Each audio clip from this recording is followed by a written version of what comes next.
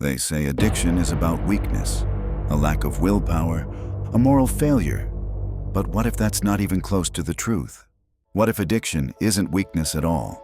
What if it's your nervous system doing something deeply intelligent, trying to protect you in the only way it knew how? As trauma expert Peter Levine puts it, what we call symptoms are intelligent responses to threat that were never completed. And when you understand that, something shifts. Suddenly, you don't see the addict as broken. You see them as a survivor, a nervous system doing its best under inhumane conditions. Dr. Gabor Maté reminds us, addiction isn't about the substance, it's about the pain. And that pain, it usually began long before the first drink, long before the first scroll, long before the sugar, the smoke, the compulsive routine. It began in silence. In the moment a child realized that their pain wasn't welcome, that their needs were too much, that their joy had to be quiet, their sadness hidden, their hunger for love denied.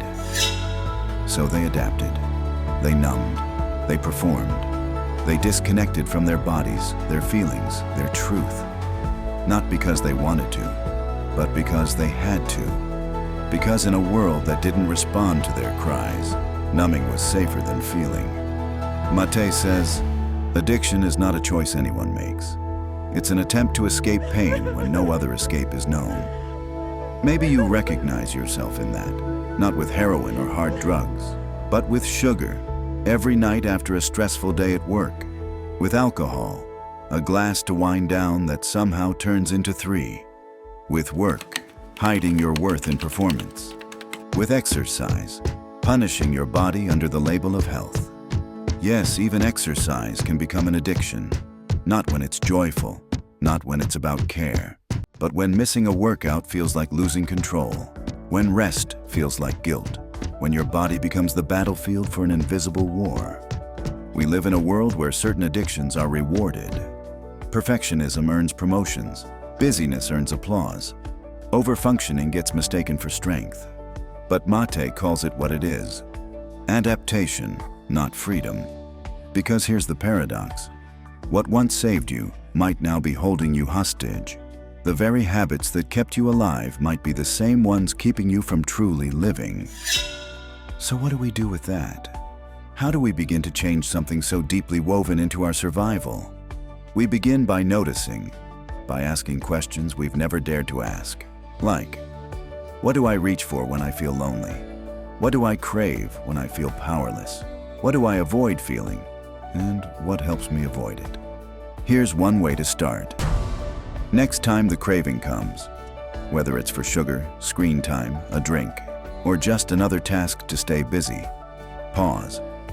Take 3 slow breaths, put a hand on your chest or belly, and ask, what am I really needing right now? What am I really needing right now? What would feel nourishing, not just numbing? This isn't about shame, it's about self-awareness.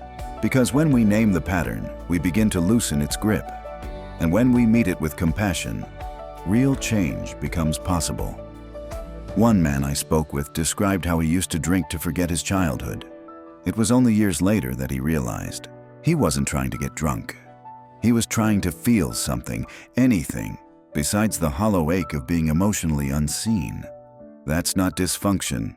That's wisdom under coercion.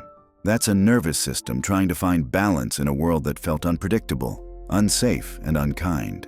And that nervous system, yours, mine, ours, is always trying to protect us, even if the methods are messy, even if they backfire, even if the world calls them addiction.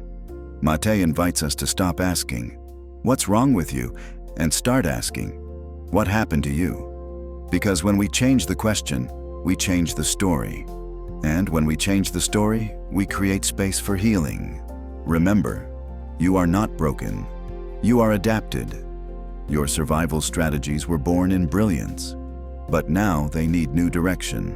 And if that feels overwhelming, just know this. Every single person you admire is healing from something. Everyone carries invisible stories. You are not late. You are not alone. You are just waking up. And maybe it's time to turn our attention not just to the pain, but to the society that made numbing feel necessary in the first place. And maybe the most uncomfortable truth is this: if addiction is everywhere, maybe we need to stop asking what's wrong with all of us and start asking something far more radical. What kind of culture creates this much pain to begin with?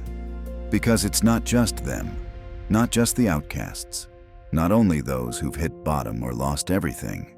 Raise your hand if you've ever relied on something outside yourself just to make it through a day.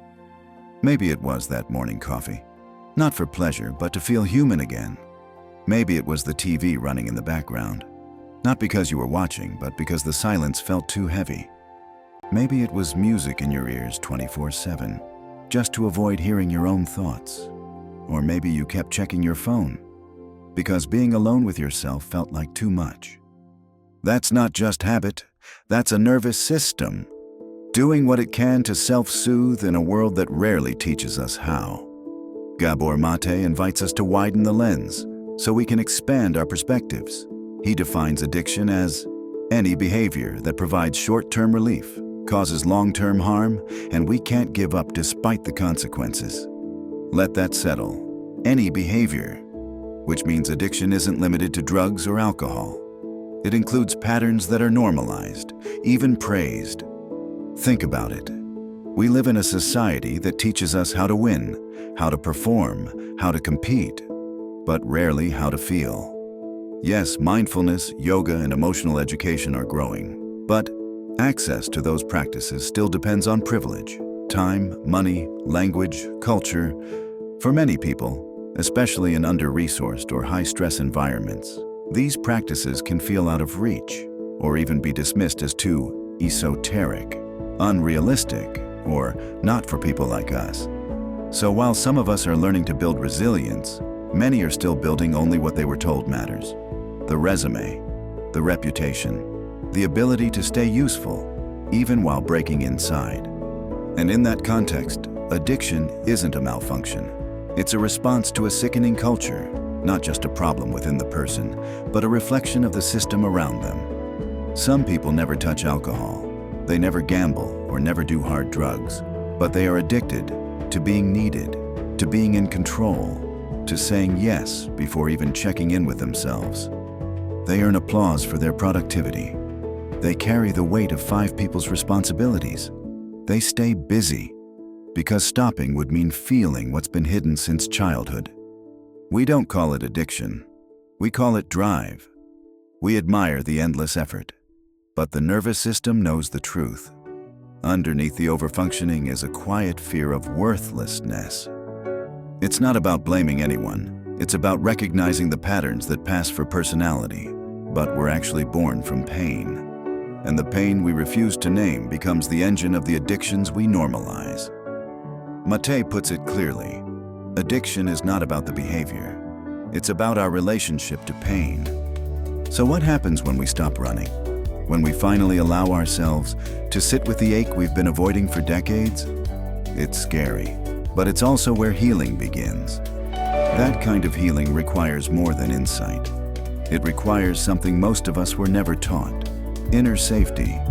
And safety, true nervous system safety, doesn't start in isolation. It starts in relationship. It grows in small moments of co-regulation. When another person doesn't flinch at your feelings, when someone holds space for your truth without trying to fix it. When you start believing, maybe for the first time, that who you are is enough. This is why the path out of addiction isn't just personal. It's also relational. It's cultural. It's a collective invitation to remember what it means to be human again. And maybe that's the question we've been avoiding all along. Not, why am I like this? But, what kind of world made me believe I had to be? Coming up, we go deeper into that world. We look at the labels, the diagnoses, the medical models that try to map our inner world, and often get it wrong. We enter the landscape of mental illness, but not to pathologize it, to understand it, to reframe it, and maybe, just maybe, to reclaim the parts of ourselves we thought were broken. They call it a mental health crisis. They diagnose, they prescribe, they categorize. And still, so many people don't get better. They function, they survive, but they don't feel alive. Maybe that's because we're using the wrong map. Maybe we're trying to understand human pain through a lens that was never designed to truly see the human being behind it. Our current models ask, what's your disorder? What label fits your symptoms? How do we fix your chemistry? But very rarely do they ask, what happened to you? Dr. Gabor Maté challenges that framework. He says mental illness is not a brain malfunction, but a natural response to unnatural conditions. In other words, depression isn't a broken mood. It's a nervous system that's lost its hope. Anxiety isn't irrational fear. It's the body remembering that the world hasn't been safe. What we call illness may in fact be a signal, a cry for help, a flash of inner truth in a world that encourages suppression. Let's be honest. We reward composure. We admire emotional control. We call people strong when they don't make things uncomfortable. But what if those who fall apart aren't failing, but finally breaking through the armor that was never theirs to carry? Maybe the panic attack isn't weakness, but a moment of truth from a body that is tired of pretending. Maybe the shutdown isn't dysfunction, but a last attempt to protect what is still tender inside. We are so quick to medicalize, to pathologize, to explain pain away. But Gabor Maté reminds us, the mind can only stay silent for so long. And when silence becomes dangerous, the body will speak. It speaks in fatigue, in compulsions, in sleepless nights, in relationships that repeat the same painful loops. Not because we're damaged, but because some part of us is still searching for a resolution we never got. We weren't taught to listen to the message beneath the symptoms. We were taught to suppress, to cope, to move on. But healing doesn't begin with coping. It begins with curious listening. That means asking, what part of me feels unseen? What emotion has been living in the basement of my body with no door to come out? That means pausing before we judge the behavior and learning instead to translate it. Maybe that irritability isn't just a bad mood. Maybe it's a protest. Maybe that numbness isn't apathy. Maybe it's exhaustion. Maybe that self-isolation isn't rejection of others, but a desperate search for a place where we can finally just be. We have to learn to read the body differently, not as an enemy, but as an archive. Everything we couldn't say, everything we couldn't process, everything we had to override is still in there, waiting for us to pay attention. And it doesn't go away by diagnosing it. It softens when we welcome it, when we get quiet enough to say, I hear you. You don't have to scream anymore. Because maybe the truth is, you were never too sensitive. You were simply never given a safe place for your sensitivity to be a strength. And maybe what we call mental illness is the mind doing exactly what it needs to do when the self is not allowed to be whole. Next, we'll explore what happens when the mind stops suppressing and starts creating instead. Because not all inner intensity turns into breakdown. Sometimes it breaks into meaning. So what if everything we've labeled as madness wasn't madness at all? What if the mind, when pushed to the edge, doesn't break down, but tries to break through? Dr. Gabor Maté invites us into a radical reframe. That what we call mental illness can sometimes be the mind's last attempt at self-preservation, or even self-expression. He tells stories of people whose hallucinations, delusions, or intense emotional swings weren't meaningless chaos, but symbols, fragments of meaning in search of a voice. Not just random messages, but inner signals the psyche never learned how to say aloud. Encoded survival strategies from a psyche that could no longer endure silence. Think about it. If you can't cry for help in a way the world understands, what other language does the soul have left? Maybe the voices aren't insanity, but memory. Maybe the paranoia isn't dysfunction, but past trauma resurfacing in metaphors. Maybe the disconnection from reality is the mind disconnecting from a reality that was too hostile to bear. The psychiatrist Noel Hunter, once diagnosed as severely mentally ill, discovered that what she experienced wasn't a disorder at all. It was the natural, creative response of a mind trying to make meaning from overwhelming internal chaos. What if we stopped asking, "What's wrong with you?" and started asking, "What's trying to be understood through you?" This doesn't mean romanticizing suffering. Pain is pain. Confusion is real. But maybe we could stop pathologizing the ways people try to survive when they haven't yet found a way to feel safe. The mind is not an enemy. Even in its most chaotic expressions, it is communicating something. Sometimes that something is a story that's been buried for years. Sometimes it's the repressed scream of a younger self. Sometimes it's the moment when the mask finally falls, and what's underneath is raw, but real. The culture says, hold it together. Stay in control. Don't lose it. But sometimes, losing control is the beginning of becoming whole. Healing isn't always tidy. Sometimes it's messy, loud, non-linear. Sometimes it looks like regression before integration. Sometimes it looks like grief before clarity. But if we can sit with it, if we can trust that the chaos has intelligence, we open the door to transformation. There's a kind of wisdom that only arises when the old strategies fall apart, when the body stops pretending, when the mind no longer complies, when the soul says, enough. That's not the end. It's the threshold, the rupture before renewal, the breakdown before breakthrough. Because yes, the mind can do some amazing things. It can adapt, it can survive, but given the right support, it can also create, it can rebuild, it can turn pain into story and story into connection. So maybe, instead of asking, how do we fix this person, we ask, how do we hold them while their system finds a new way to organize itself? Because if the world we live in is toxic, then sensitivity is not a flaw, it's a compass. And if our minds sometimes collapse under pressure, maybe that collapse is also the beginning of something new. You've made it through 4 chapters, 4 deep dives into places most of us were never taught to look. And if your heart feels heavy, or wide open, or strangely calm, that's not a side effect. That's a signal that something inside you has been waiting for this kind of language, for words that don't reduce you to symptoms, for stories that don't shame your survival. You're not broken. You're not too sensitive. You're not behind. You've adapted to a world that never asked how you feel, only how you function. But adaptation is not your destination. It was the bridge.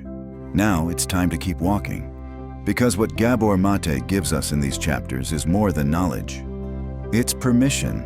Permission to unlearn what hurt us. Permission to reframe our pain as intelligence. Permission to see mental distress not as a flaw, but as a message that we're still alive enough to feel. You've met addiction not as weakness, but as a creative cry for relief. You've seen that normal might just be the most dangerous myth we've ever inherited, and that what we often label as madness could be the mind's most courageous attempt to reorganize around truth. So what now? Now we slow down. Now we stop apologizing for what hurts. Now we stop calling pain the enemy and begin to ask what it's been trying to protect. You're allowed to rest. You're allowed to not have it all figured out. You're allowed to grieve the years spent performing. And you're allowed to hope. Even if your healing feels quiet, even if it happens in private, even if no one around you understands it yet. Because healing is not a performance. It's a homecoming. And every time you tell the truth, even just to yourself, you come closer to that place. If this journey spoke to something in you, don't keep it to yourself. There are others still out there thinking they're alone. Share this story, and you might become the proof that feeling deeply is not a disorder, but a doorway. Write in the comments, I'm ready to return to who I was before I had to perform. Let's grow slow and root deep together.